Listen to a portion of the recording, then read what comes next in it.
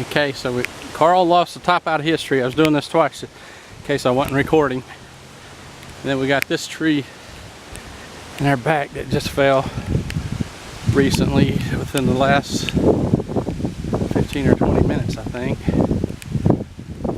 Poor old tree. Fell right, it would go right between that tree. Oh, it split the other tree. Dadgummit. It's got a big crack right, it fell right in between there. It has a big crack right in between that, right down the middle of this tree. It fell in the middle of it. That's a big tree. I better get out from under this one before the other half comes down. I guess I can only hope that that part will split off too now. I don't have to cut it out.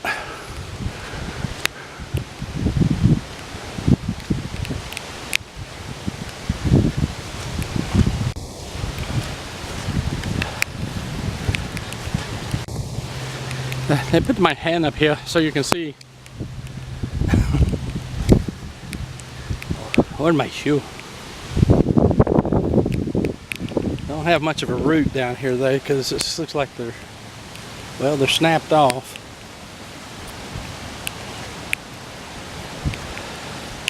End of video.